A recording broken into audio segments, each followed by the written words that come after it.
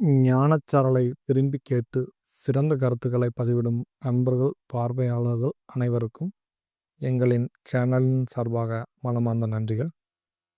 இது உங்களுக்கு பிடித்திருக்கும் பட்சத்தில் இதை பலருக்கும் ஷேர் அண்ட் சப்ஸ்கிரைப் செய்தால் இந்த கருத்துக்கள் பலருக்கும் சென்றடைய உதவியாக இருக்கும். நன்றி. வேளம் இளைஞனாகிய எல்லாம் வல்ல ஸ்ரீ கனகாசலமூர்த்தி பெருமானுடைய திருவருளினால் வெளிவந்து கொண்டிருக்கும் இந்த ஞானச்சாரதி இயன்றளவு உயர்வான செய்திகளை நாம் பார்த்து வருகிறோம். ஆர்வம் மிகுந்த உங்களோடு பகிர்ந்து கொள்வதில் மிக்க மனநிறைவையும் நம்மால் பெற முடிகிறது. காரணம் என்ன என்றால், மனிதர்களை புற உலகத்தை நோக்கி இழுக்கிற கோடி கோடியான சக்திகள் இறைவனால் வைக்கப்பட்டிருக்கிறது. அந்த மாய மயக்கங்களில் இருந்து வெளிவருவதற்கு ஆண்டாண்டு காலமாக மிக குறைந்த அளவிலான எண்ணிக்கையில் அபகுதரார்கள், ஞான புருஷர்கள் தங்களுடைய அனுபவங்களை பல வழிகளிலே நமக்கு சொல்லி இந்த மனித சமுதாயத்தை நல்வழிப்படுத்த முயன்றிருக்கிறார்கள். இன்றளவும் பலர் அந்த முயற்சியை செய்து கொண்டே வருகிறார். இதில் என்ன வேடிக்கை என்றால், இந்த மயக்கத்தையும் மாயையும் வைத்திருப்பது இறைவன். ஒன்றுக்கும் உதவாத பொருள்களில் ஜீவாத்மாக ஓடாடி நின்று அதில் கவர்ச்சியையும் அழகையும் ஈர்ப்பையும் அசையும் பொருள் அசையா பொருள் ஆகியவற்றில் வைத்து இந்த மானிட வர்க்கங்களை அதை நோக்கியே இழுக்கும் விதமான ஏற்பாடுகளை செய்து மண்ணுலகத்திற்கு அனுப்பி இரு வினைகளையும் துய்ப்பதற்காக இந்த பிறவி என்கிற நாடகத்தை இறைவன் நடத்தி வருகிற அதே வேளையில் இதில் இருந்து வெளியேற முயற்சிப்பவர்களுக்கு என்று பல ஞான புருஷர்களை அந்தந்த காலத்திற்கு ஏற்ப மண்ணுலகத்திற்கு அனுப்பி இதற்கு மேலான செய்திகளை பற்றி ஒரு சிறிய குறிப்புகளை கொடுப்பதற்கும் ஏற்பாடு செய்திருக்கிறார். ஆனால் இரும்பை காந்தம் எழுப்பது போல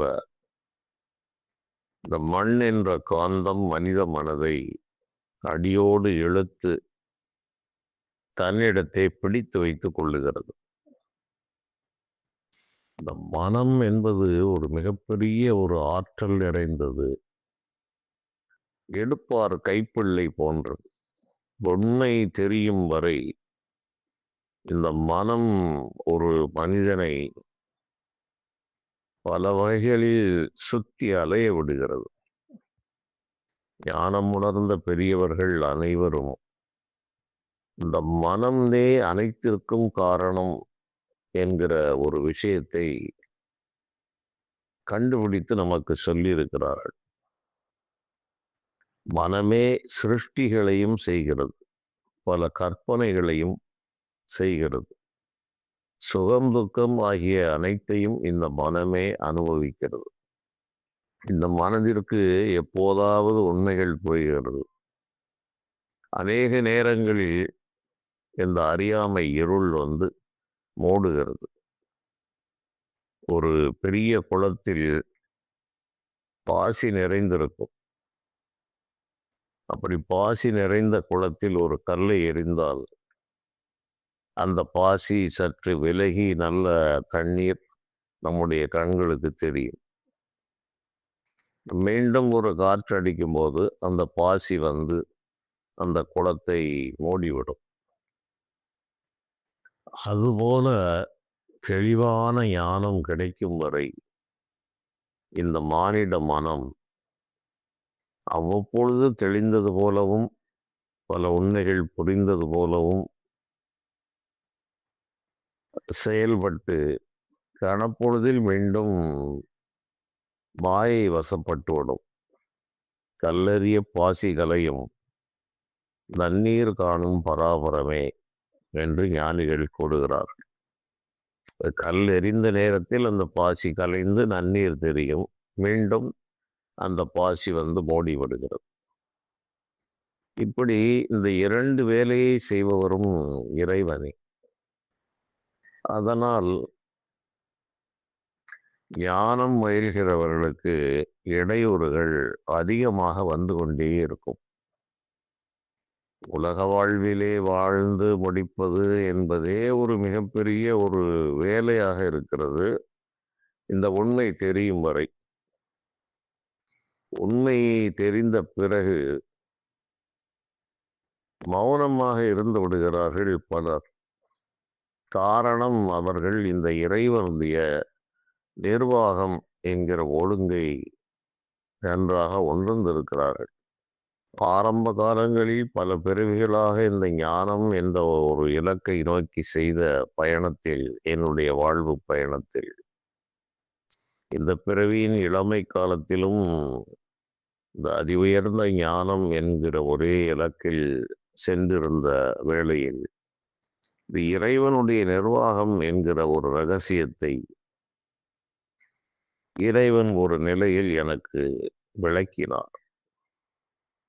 அதுவரையில் நான் ஏதோ தன் போக்கில் நடக்கிறது, இந்த வேதாந்த மார்க்கம் ஞான மார்க்கம் என்று போய்விட்டால் இந்த பார்க்கிற பிரபஞ்சமெல்லாம் ஒரு மாயை மயக்கம் என்று ஒரே இதில் தள்ளிவிடுகிற ஒரு நிலைதான் அதில் இருக்கும். இது ஒவ்வொன்றிற்கும் விளக்கம் தேடிக்கொண்டிருப்பதோ ஆய்வு செய்து கொண்டிருப்பதோ இந்த ஞான நிலையில் இல்லை.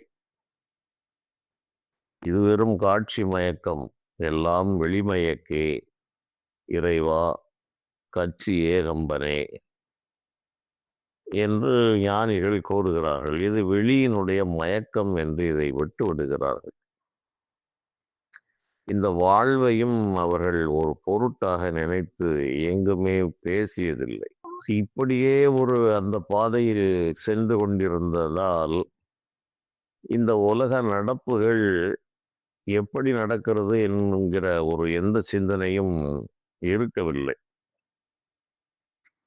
அதன் பிறகு இந்த ஜோதிடம் போன்ற கலைகளாலும் இன்னும் பல கலைகளாலும் இந்த உலக நடப்புகளை ஆய்வு செய்யும் போது மிக துல்லியமான ஒரு நிர்வாகம் இதை கவனிக்கிறது. இது ஏதோ மனம் போனபடி நடக்கவில்லை. ஒவ்வொரு அசைவிற்கும் பின்னால் ஒரு காரணம் இருக்கிறது. அதை கண்காணிப்பதற்கான நபர்களும் இருக்கிறார்கள் என்கிற உண்மையை ஒரு சில காலத்திற்கு பிறகு இறைவன் உணர்த்தினார். அதன் பிறகு ஞானிகளுடைய பல வாக்குகளை ஆய்வு செய்யும் போது அவர்களும் அங்கங்கே இறைவனுடைய அந்த நிர்வாக ஒழுங்குகளை குறிப்பிட்டிருக்கிறார்கள்.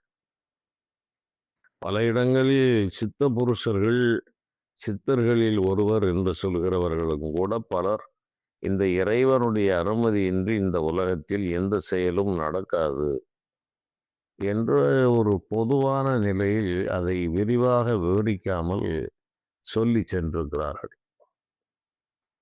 இறைவன் சிலருக்கு அந்த ஞானத்தை ஒவ்வொரு துறையிலும் சிலரை அதிகமாக செலுத்துகிறார் இறைவன். அதுபோல இந்த இறைவனுடைய சூட்சம நிர்வாகம் என்கிற ஒரு துறை,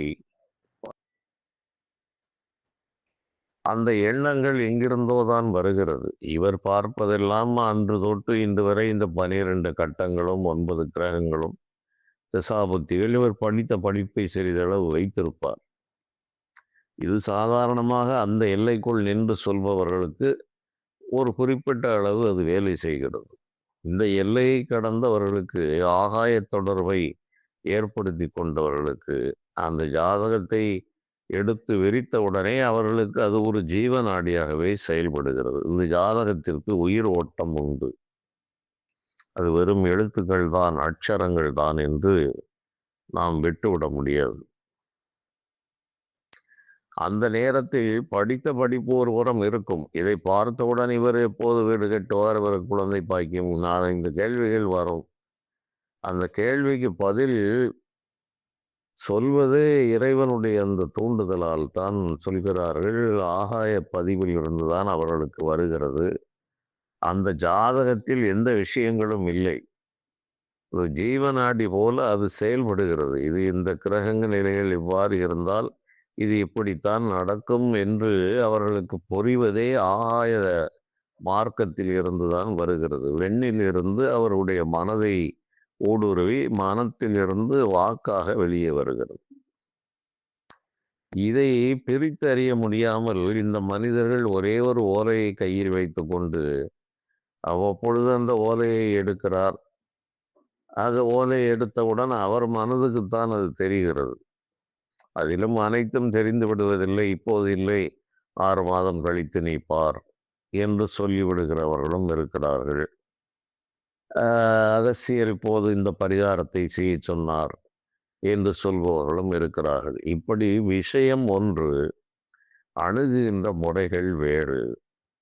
அந்த அணுகுமுறையை வைத்துக்கொண்டு இப்போது நாம் ஊர்தியில் கார் என்றால் எல்லாம் கார் தான். அதில் விலை உயர்ந்த பல கோடிக்கணக்கான மதிப்புள்ள கார்களில் செல்லும்போது சில வசதிகள் இருக்கிறது. அந்த அடிப்படையில் இவற்றில் இவ்வாறு இருப்பது ஒரு மிகப்பெரிய ஒரு அதிசயம் என்று பார்க்கப்படுகிறது.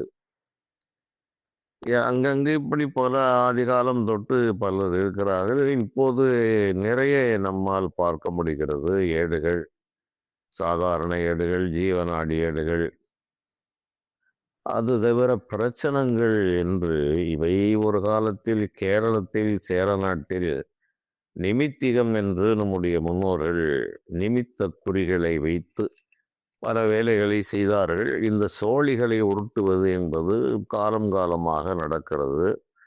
ஒரு காலத்தில் பெண்களுடைய விளையாட்டே இந்த சோழியாகத்தான் இருந்தது. அதை இன்று உள்ள சமுதாய தலைமுறையினர் அறிந்திருப்பதற்கே வாய்ப்பில்லை. அவர்களுக்கு பொழுதுபோக்கு என்பதே இந்த சோழி விளையாட்டு தான் இருந்தது. அந்த விளையாட்டின் அடிப்படையில் தான் அது சூது விளையாட்டாக மாறி மகாபாரதமே நடந்தது. இப்படி அதை ஒரு நிலையில் அதை சூது என்று வந்தவுடன் அதை அநேகர் இந்த சாஸ்திர சம்பிரதாயங்களை கடைப்பிடிப்பவர்கள் சோழி விளையாட்டு நடந்தாலும் இந்த பகடை உருட்டுவது என்பதை வீட்டில் செய்ய மாட்டார்கள். காரணம், அந்த பகடையின் விளைவாக ஒரு மிகப்பெரிய பாரத யுத்தம் நடந்தது என்பதால் இந்த பகடை உருட்டு அங்கங்கே கோயில் மண்டபங்களிலிருந்து வேலைகளை முடித்து விட்டவர்கள், வேலை இல்லாதவர்கள் இந்த பகடைகளை உருட்டுவது என்பது இருக்கிறது. இவையெல்லாம் எதிர்காலத்தை அறிகிற முறைகள் விளையாட்டாக பின்னால் மாற்றப்பட்டது. இந்த சோழியை உருட்டி அது நிமிர்ந்து விழுவது என்பதுதான் அதற்கு முதலில். நிமிர்ந்து விழுந்தால்தான் அவர் விளையாட்டையே தொடர முடியும். இப்படி அதற்கு பல கணக்குகள் எல்லாம் வைத்திருக்கிறார்கள். இந்த அடிப்படையில் பிரசனமே ஒரு காலத்தில் இப்படி ஒரு விளையாட்டாக அது உருமாற்றம் அடைந்து அது ஒரு ஜோதிட கலை. அதில் கிரகங்களை இணைத்து பார்த்து சொல்லுகிற வேலைதான் அந்த பிரச்சனத்திலும் இருக்கிறது. இவ்வாறு இந்த பிரச்சனம் என்று போய் பல லட்சங்களை செலவழித்தவர்கள் நிறைய இருக்கிறார்கள். என்னுடைய வாழ்நாளில் நிறைய பேர் அவ்வாறு ஆலயங்களுக்காக என்று பார்ப்பது என்று ஆரம்பித்தார்கள். இன்றும் நடந்து கொண்டே இருக்கிறது. என்னை பொறுத்த அளவில் தனிப்பட்ட முறையில் கேட்டால் இது ஜோதிடத்தின் ஒரு அங்கம்.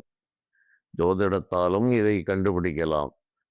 சோழியால் அவ்வப்பொழுது தற்காலிகமாக கேட்க கேட்க இந்த சோழிகளை அது ஒவ்வொருவரும் ஒவ்வொரு முறையை கையாளுவார்கள். ஜாதகமே தேவையில்லை. சோழியை போட்டால் ஒரு கேள்வியை கேட்கிறார். சோழியை உருட்டி போட்டால் என்ன வருகிறது என்பதை பார்த்து அந்த கேள்விக்கு விடையை சொல்லிவிடலாம். ஒரு 6 கேள்வி கேட்கிறார் என்றால் அதற்கு எந்த கணக்குகளும் தேவையில்லை. இந்த சோழி என்ன சொல்கிறதோ அதை அப்படியே நடக்கும், நடக்காது, கிடைக்கும், கிடைக்காது, செய்யலாம், செய்யக்கூடாது என்ற ஒரு பதில் ஒற்றை வரியில் அது முடிந்து போகிறது. அதை இன்னும் கொஞ்சம் விரிவு செய்து இவர்கள் ஒரு ஆலயத்திற்கு பிரச்சனம் என்று பார்ப்பது இன்று அது ஒரு ஒரு வாடிக்கையான வேலையாக அனைவரிடமும் வந்துவிட்டது. பிரச்சனம் கேட்டுத்தான் செய்ய வேண்டும் என்று அதை பல பிரிவுகளாக தேவ பிரச்சனம், மானிட பிரச்சனம், அஷ்டமங்கல பிரச்சனம், தாம்பூல பிரச்சனம் என்று அதற்கு பல பல பெயர்கள் சூட்டப்பட்டு அவைகள் நடக்கிறது. இவை என் வாழ்வில் நான் கடந்து வரும்போது மனிதர்கள் பல ஆலயங்களுக்கும் இவற்றை கேட்பது என்பது ஒரு தற்போதைய வழக்கமாக இருப்பதால் இவர்களுடைய கூறிய செயல்கள் எல்லாம் அநேக கோயில்களுக்கு நடக்காமல் போயிருப்பதை நான் பார்த்திருக்கிறேன். அங்கு பார்த்தேன், இங்கு பார்த்தேன், இது இப்படி நடந்துவிடும் என்று சொல்வார்கள். பிறகு எதுவுமே நடக்காத நிலை வந்துவிடும். அதன் பிறகு இந்த தகவல் எனக்கு கிடைத்து அது போன்ற கோயில்களுக்கு இது பல ஆண்டுகளுக்கு முன்பு, தற்போது அதுபோல் எதுவுமே செய்வதில்லை.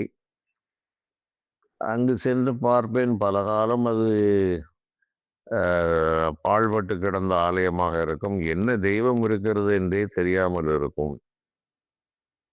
அங்கு சூதாட்டம் நடக்கும், மதுபானங்கள் நடக்கும், ஊருக்கு ஒதுக்குப்புறமாக இருக்கும். பாரம்பரியமான கோயிலாக இருந்தாலும் பாழ்பட்டு கிடக்கும். அங்கு போய் இருந்து உள்ளே நுழைவதற்கே அஞ்சுவார்கள். அப்படிப்பட்ட கோயில்களிலே நான் எந்த சோழியையும் உருட்டியதும் இல்லை, எந்த பிரச்சனத்தையும் பார்த்ததில்லை. சர்வகாலமும் இறைவன் நம்மோடையே இருக்கிறார். ஒரு மொபைல் போனுடைய சிக்னலே ஒரு மனிதனை தொடர்ந்து வந்து கொண்டிருக்கிறது.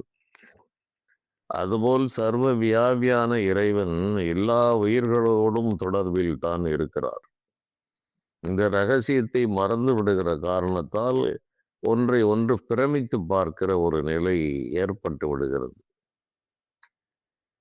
அதனால் நான் போய் பார்த்து அநேக கோயில்களுக்கு எந்த செலவுகளையும் நான் வைப்பதே இல்லை. செய்யுங்கள் ஐயா, ஒரு விநாயகரை வணங்கிவிட்டு எளிமையாக சில வேலைகளை சொல்வேன். இவ்வாறு செய்யுங்கள், இந்த வேலைகள் நடக்கும்.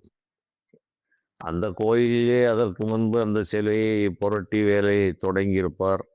ஒரு வாரத்தில் ஹார்ட் அட்டாக்கில் இறந்தார் என்ற கோயில்கள், இப்படி கோயில்கள் தான் வரும். சரி, அவன் தலைவிதி முடிந்தது, இறந்தானப்பா, அதற்காக எல்லோரும் இறந்து விடுவார்கள் என்று பயப்பட வேண்டாம். இல்லை, பயமாக இருக்கிறது என்றால் நான் வருகிறேன் ஆரம்ப வேலைக்கு. மற்ற ஆலோசனைகளை அவ்வப்பொழுது செய்கிறேன்.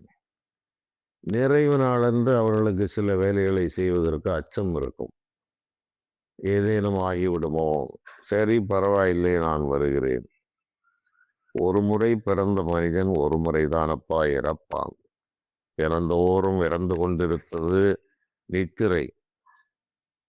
உடம்பை விட்டு அவ்வப்பொழுது போய் வருகிற மரணங்களும் இருக்கிறது. நிரந்தரமாக போய்விடுவது, வேறொரு கருவில் அடைபடுவது என்பதும் இறைவனுடைய நிர்வாகத்தில் இருக்கிறது. இப்படி தொட்டதற்கெல்லாம் அஞ்சி உயிர் போய்விடுமோ? உயிர் வாழ்வதற்குத்தானப்பா மண்ணிலே இறைவன் அனுப்புகிறார். காலம் முடிவதற்கு இடையில் எவரும் போக முடியாது. போக வேண்டிய காலத்தை நீடிக்க செய்வது அனைவருக்கும் இயலாது. அரிதாக சிலர் ஆயுளை நீடிக்கிறார்கள் இறைவனுடைய அருளால். மறுபிறவி ஆயுளில் கடன் வாங்குவார்கள், அல்லது ஒரு ஸ்பெஷல் ஆர்டர் என்று சிறப்பு உத்தரவு, அந்த உத்தரவின்படி ஆயுளை வழங்குவார்கள். பிரம்மா நினைத்தால் ஆயுளுக்கா பஞ்சம் என்று பழமொழி எல்லாம் உண்டு. இப்படி பல பழமொழிகள் இருக்கிறது. எமன் அறியாமல் உயிர் போகுமா என்பார்கள். உயிர் போக வேண்டும் என்றால் அது யமதர்மனுடைய நிர்வாகத்தில் இருக்கிறது. யமதர்மனுக்கே தெரியாமல் எப்படி உயிர் போகும் என்கிற இவையெல்லாம் ஒரு கண்ணுக்கு தெரியாத நிர்வாகத்தை பற்றி நம்முடைய முன்னோர்கள் இப்படி பழமொழி வாயிலாக சொல்லியிருக்கிறார்கள். அது அப்படியே காலப்போக்கில் தூர்ந்து தூர்ந்து போய் இன்று ஏதோ மென்மினி பூச்சி போல் சில விஷயங்கள் பெரிதாக பேசப்படுகிறது. இது அனைத்துமே இறைவன் தான் அரூபமாக பல பல வழிகளில் கிளிகளிலிருந்து காகத்திலிருந்து அனைத்து உயிர்கள் மூலமாகவுமே எதிர்காலங்கள் அறிவிக்கப்பட்டு கொண்டிருக்கிறது. இந்த கவுளி என்று சொல்கிற பல்லியினுடைய சப்தத்தை வைத்தும் எதிர்காலத்தை அறிந்தார்கள். பசுமாடு கத்துவதை வைத்து எதிர்காலத்தை அறிந்து கொண்டார்கள். பூனை செல்வது, யானை செல்வது, மாடு எருமை மாடுகள் செல்வது, கழுதை செல்வது, அழுக்கு துணி போவது, விறகு போவது, எண்ணெய் குடம் போவது, இப்படி அனைத்தையும் இவர்கள் எதிர்காலத்தை அறிவதற்கு பயன்படுத்தினார்கள். இன்று அவையெல்லாம் வழக்கொழிந்து போய் அவசர உலகம், வேக வேகமான உலகம், இது போன்ற நிமித்திகங்கள், சகுனங்கள் இவற்றையெல்லாம் பார்ப்பதற்கும் கண்காணிப்பதற்கும் ஒரு வாய்ப்பில்லாத நிலையில் இவர்கள் இப்படி புதிரான சில விஷயங்களில் மனம் மயங்குகிறார்கள். அது நாடெங்கிலும் நடக்கிறது. இறைவன் தான் அவர்களை வைத்திருக்கிறார். பல கேள்விகள் என்னிடம் வரும். பல விஷயங்களை அனுப்பி கேட்பார்கள். இவையெல்லாம் ஒரு சாதாரண விஷயங்கள் என்பது என்போ தெரிந்தாலும் அதை பார்க்கும்போது அது ஏதோ ஒரு நூதனமாக புதுமையாக தெரிவது இயல்பு. அந்த அடிப்படையில் இது மிக குறைந்த பயன்களை தருகிறது. இவற்றுக்கு விளம்பரங்கள் அதிகமாக இருக்கிறது. எந்த ஒரு விஷயங்களும் அது விளம்பரப்படுத்தி கொள்ள வேண்டும் என்கிற அவசியம் பெரும்பாலும் இல்லை. இப்போது நான் கூறுகிறேன், பிற நீர் ஏனையா கூறுகிறீர் என்றெல்லாம் சிந்தனைகள் வரும். நான் கூறுவது இது விளம்பரத்திற்காக அல்ல. இது மனிதர்களுக்கு சில விழிப்புணர்வை தர வேண்டும். இந்த பாதையில் கோடிக்கணக்கான விஷயங்கள் இருக்கிறது. அதில் சில பேருக்காவது சில தெளிவுகளை தந்துவிட வேண்டும் என்ற அடிப்படையில் இது போன்ற ஞான உரைகளை நான் வழங்குகிறேனே தவிர இதில் விளம்பரம் என்று தேடுவதற்கு என்று எதுவுமே இல்லை. அவ்வாறு செயல்படுவது என்றால் அதற்கு வேறு முறைகள் இருக்கிறது. அது தேவையில்லை. இறைவன் கொடுத்த வேலை இது. இந்த வேலையை எவ்வளவு காலம் செய்ய முடியுமோ அவ்வளவு காலம் செய்வோம். முன்னோர்கள் செய்தார்கள். அதில் ஒரு சிறு பகுதியை நம்மால் செய்யும்படி இறைவன் தூண்டியிருக்கிறார். அதை செய்வோம் என்று இவை மனிதருடைய அறிவுக்கண்களை திறக்க வேண்டும் என்ற அடிப்படையில் செய்யப்படுகிறது. மற்றவை இறைவனுக்கு விளம்பரம் என்று தேவையில்லை. இறைவனுடைய திருவுள்ளத்தை நிச்சயிக்க முடியாது. ஆலயங்களுக்கு இன்று நிறைய பேர் என்னிடம் அணுகுவது, அவர்கள் கூறுவதெல்லாம் எனக்கு வேடிக்கையாகவும் இருக்கும். என்ன செய்வது? அவர்கள் அவ்வாறு முழுமையாக நம்புகிறார்கள். அவர்களுக்கு அடிப்படையே தெரியாத காரணத்தால் முழுமையாக நம்பி அச்சத்தோடு அவர்கள் அதை என்னிடம் கூறும்போது எனக்கு வேடிக்கையாகத்தான் இருக்கும். இருந்தாலும் அவர்களுடைய நம்பிக்கையை நான் குறைப்பதில்லை. எங்கெங்கு பார்க்க வேண்டுமோ பாருங்கள். அது எத்தனை லட்சம் வேண்டுமானாலும் செலவழியுங்கள் ஐயா. எளிதான வழிகளும் இருக்கிறது. ஆனால் உங்களுக்கு பல லட்சங்களை செலவழித்து ஏதோ பல பெரிய ஒரு மாயங்களை காட்டி சொல்வதுதான் இவர்களுக்கும் பிடித்திருக்கிறது. அந்த ஆலயத்தில் தெய்வ சக்தி வெளியே போய்விட்டது. அது சாஸ்திரங்கள், ஆகமங்கள் கூறுகிறது. ஆகமங்கள் கூறுகிறபடி பார்த்தால் அநேக கோயில்களிலே தெய்வ சக்தி இருக்காது. 12 ஆண்டுகளுக்கு ஒரு முறை கும்பாபிஷேகம் செய்ய வேண்டும். இல்லாவிட்டால் அந்த விக்கிரகத்தில் அந்த அருள் சக்தி இருக்காது. அது விமானத்துக்கு சென்றுவிடும். 24 வருடங்கள் கும்பாபிஷேகம் நடக்கவில்லை என்றால் அது தல விருட்சத்திற்கு அந்த அருள் சக்தி போய் சேரும். 36 வருடங்கள் கும்பாபிஷேகம் ஆகவில்லை என்றால் அது வெறும் விக்கிரகம்தான், அங்கு அருள் இருக்காது என்று ஆகமங்கள் கூறுகிறது. விவரம் தெரிந்தவர்கள் அதை பார்த்து கொள்ளலாம். இப்படி கூறப்பட்டிருக்கிறது. இது என்ன என்று கேட்டால், ஒரு மின்சார நிலையம் போல அது. அந்த வயர்கள் எல்லாம் சரியாக இருக்க வேண்டும். இணைப்புகள் சரியாக இருக்க வேண்டும். இல்லாவிட்டால் அங்கு தடை ஏற்பட்டுவிடும். அந்த அருள் ஆற்றல் வராது என்று இது ஒரு ஒரு அருள் சக்தியை எடுத்து வழங்கும் நிலையமாக இந்த ஆலயங்கள் இருக்கிற காரணத்தால் இவ்வாறு சில விதிமுறைகள் அங்கு ஏற்பட்டது. அவர்களே இவ்வாறு தான் கூறுகிறார்கள். ஒரு 40 ஆண்டுகள் கும்பாபிஷேகம் ஆகவில்லை என்றால் அங்கு கல் சிலை தான் இருக்கும் என்பது ஆகமங்கள் கூறுகிற செய்தி. ஆனால் 40 ஆண்டுகள் 50 ஆண்டுகள் கும்பாபிஷேகமாகாத கோயில்களிலும் கூட இந்த கருத்துக்கள் சாதாரணமாக உலக நீதிப்படி எழுந்தது.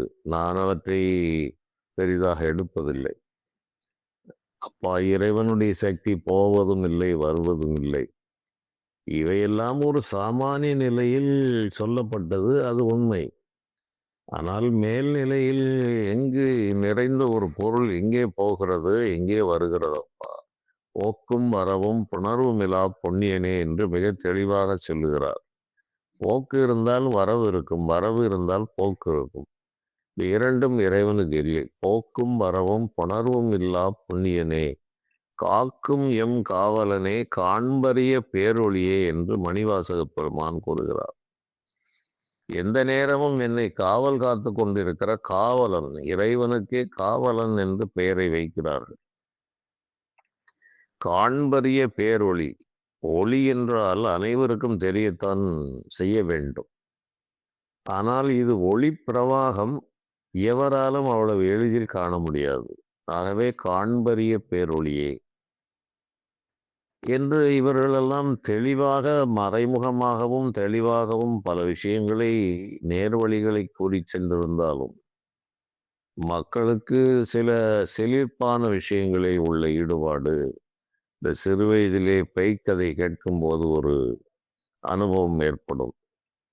மர்ம கதைகள், இந்த இளம் வயது 8 வயது 10 வயதில் சிறுவர்கள் எல்லாம் கூடி கதை பேசுவார்கள். இப்போது அதற்கும் கூட வாய்ப்புகள் எல்லாம் இல்லை.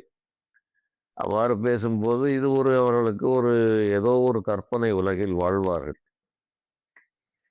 அதுபோல இந்த இறை நிர்வாகத்தை முற்றிலும் உணர முடியாத காரணத்தால் அங்கங்கே சில இப்படி அமானுஷ்யமாக கேட்டு சொல்கிறவர்கள் பல பல யுக்திகளை கையாளுகிறார்கள். அதில் சிலவை நடக்கிறது, சிலவை நடக்காமலும் போகிறது. அதை அவர்களும் சொல்லுகிறார்கள், இப்போது காலம் இல்லை என்று சொல்லிவிடுகிறார்கள். இதில் நாம் இப்போது தெரிந்து கொள்ள வேண்டியது என்ன என்றால், ஒரு மிகப்பெரிய நிர்வாகம், அந்த நிர்வாகத்திற்கு கீழாக பல சின்ன சின்ன நிர்வாகங்கள் இருக்கிறது. சிறு சிறு வெளிச்சங்களுக்கு, தென்னை மர கீற்றுகளுக்கிடையே சந்திர ஒளியும் சூரிய ஒளியும் தெரிவது போல இருண்ட எதிர்காலத்தை காட்டுவதற்கு பல வழிகள் இருக்கிறது. ஜோதிடம் உட்பட இந்த ஜீவநாடி, பிரச்சனம், சோழி என்று பல விஷயங்களும் இருக்கிறது. அவற்றில் உண்மைகளும் இருக்கிறது. அவை அவர்களுடைய அனுபவங்களை பொறுத்து அதனுடைய விளைவுகள், அதனுடைய ரிசல்ட்டினுடைய அந்த அளவுகளும் இருக்கிறது. ஆகவே இவற்றை முற்றிலும் புறந்தள்ளுவதற்கும் வழியில்லை. முழுமையாக அப்படியே ஏற்றுக்கொள்ள வேண்டும் என்ற நிலையும் காணப்படவில்லை. இதற்கு மேலான நிலைகளும் இருக்கிறது. எப்போது ஒரு ஒரு செயலுக்கு பல வழிகள் இருக்கும். அதுபோல இவை சாமானியமாக வைக்கப்பட்டிருக்கிறது. அமானுஷ்ய நிலையில் செய்யப்பட்ட ஆலயங்கள் நம் நாட்டிலே ஆகமம், விதி, சட்டம் அனைத்தையும் மீறி நடந்த கோயில்கள் அதிகம். ஆகவே டிசிப்ளின் என்ற ஒன்றை விட்டுவிட முடியாது. ஒரு பள்ளிக்கூடம் என்று இருந்தால் அதற்கு ஒரு டிசிப்ளின் இருக்க வேண்டும், இருக்கும். அதுபோல ஆலயத்திற்கு ஒரு ஒழுங்குமுறை, கட்டுப்பாடு இவைகளெல்லாம் இருக்கவே செய்கிறது. ஆனால் அனைவரும் அந்த கட்டுப்பாட்டிற்குள் தான் இருப்பார்கள் என்று எண்ண முடியாது. அந்த கட்டுப்பாடுகளை மீறியவர்களும் இருக்கிறார்கள். அதற்கான சம்பவங்களும் நம் நாட்டிலே நடந்திருக்கிறது. ஆகவே இறைவனை ஒரு உயர்நிலைக்கு எடுத்து சென்று பார்க்கும்போது அந்த சட்டதிட்டங்கள் எல்லாம் அவர்களுக்கு வேறாக மாறிவிடுகிறது. சாமானிய சட்டம் என்பது வேறு, சிறப்பு சட்டம் என்பது வேறு. அவற்றினுடைய வேறுபாடுகளை புரிந்து கொள்ள வேண்டும். இரண்டும் அந்தந்த நிலையில் உண்மை. கங்கை கொண்ட சோழபுரத்தில் ராஜேந்திர சோழன் அந்த கோயிலை கட்டி சிவலிங்கத்தை நிர்மாணிக்கிற சமயத்தில் கும்பாபிஷேகத்திற்கு நாள் வைத்து விட்டார்கள். அதற்கு முதல் நாள் தான் இந்த மருந்துகள் சாத்தி, அஷ்டபந்தன மருந்துகளை சாத்தி அந்த ஆவுடையாரையும் லிங்கத்தையும் ஒன்றாக இணைப்பார்கள். அவ்வாறு செய்யும்போது அது ஒட்டாமல் இளகி கொண்டே இருந்திருக்கிறது அஷ்டபந்தன மருந்து. அரசனுக்கு மிகுந்த படபடப்பு, மன உளைச்சல். என்னடா இது, என்ன எல்லாம் பார்த்துத்தான் செய்தோம், என்ன சோதனை, இறைவன் இவ்வாறு செய்கிறார் என்று மனமுருகி இறைவனை வேண்டியவுடன், அப்பா இது கருவூர் சித்தரை அழையுங்கள், அவன் வந்தால் இது நடக்கும் என்று அசரீரி வாக்கு கேட்டது. கருவூர் சித்தர் எங்கிருப்பார் என்பது யாருக்கும் தெரியாது. அது இறைவனே செய்துவிடலாம். இறைவன் இந்த அடியார்களுக்காக சில முக்கியத்துவத்தை கொடுப்பதற்கு இப்படி நாடகங்களை நடத்துவது உண்டு. அதுபோல் இவர்கள் கருவூர் சித்தரையும் மனதால் பிரார்த்தித்து, எங்கிருந்தாலும் வந்து அருள் செய்யுங்கள் என்று வேண்டியவுடன், இறைவனோ சர்வ வியாபி, அங்கு அவருக்கு சென்று இப்படி ஒன்று இருக்கிறது, இதை போய் நீ சரி செய் என்று அவரை தூண்டியதால் விண்வெளியாக ககன மார்க்கத்தில் வந்த அந்த கருவூர் தேவர் வந்தார். என்னப்பா என்ன என்றால், கோயிலெல்லாம் பரபரத்து இருக்கிறது, அரசன் முதல் அனைவரும் படபடப்பாக இருக்கிறார்கள். என்ன விஷயம் என்றால், இவ்வாறு ஆவுடையாரும் லிங்கமும் இணையவில்லை, அஷ்டபந்தன மருந்துகள் இளகி கொண்டே செல்கிறது, இதுதான் விஷயமா என்று அவர் தாம்பூலம் போடுகிற பழக்கம் உடையவர். நேராக அவ்வாறு கற்ப கிரகத்திற்குள் சென்றார். வாயில் இருக்கிற தாம்பூல எச்சிலை அங்கே உமிழ்ந்தார். அந்த லிங்கத்தை பிடித்து அழுத்தினார். அப்படியே அவை நின்றுவிட்டது. தாம்பூல எச்சிலால் அஷ்டபந்தனம் ஸ்தாபித்தான் என்று இதற்கு தொண்டை மண்டல புராணத்தில் இந்த செய்தியும் கூறப்பட்டிருக்கிறது. ஏதோ செவி வழி செய்தி அல்ல, ஆதாரபூர்வமான செய்திகள். இப்படி அந்த ஆலயம் விதிகளுக்கு உட்பட்டது. அங்கு விதி கடந்த செயல்களும் நடக்கிறது. இவர்கள் என்ன செய்கிறார்களோ அவையெல்லாம் ஏற்றுக்கொள்ளப்படுகிறது இறைவனால். அதனால் இதில் பல தரங்கள் இருக்கிறது, பல கேள்விகள் என்னிடம் வருகிறது, வந்தது. ஆகவே அதன் விளக்கமாக இந்த செய்திகளை நான் கூறுகிறேன்.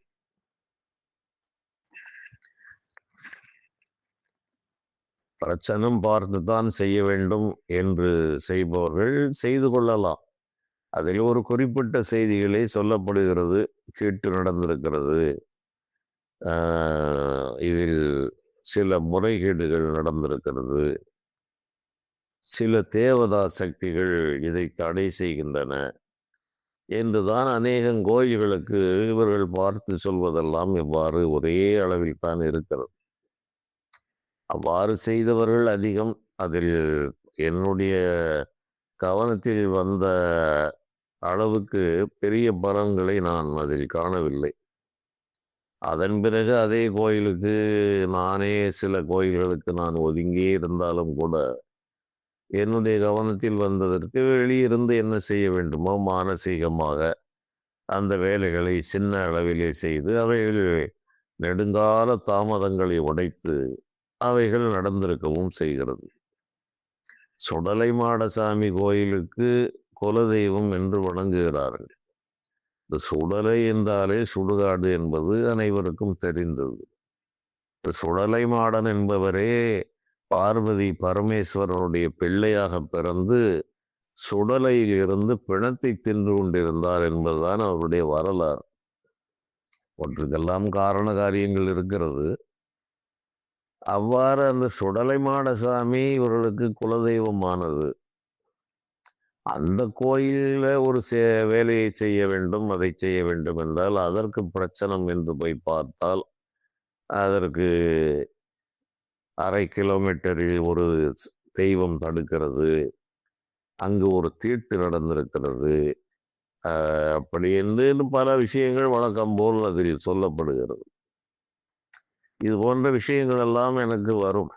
அப்போது நான் அவர்களிடம் கூறுவது, அப்பா சுடலையே தீட்டு, சுடலை தீட்டுக்கு மேல் ஒரு தீட்டு இல்லை.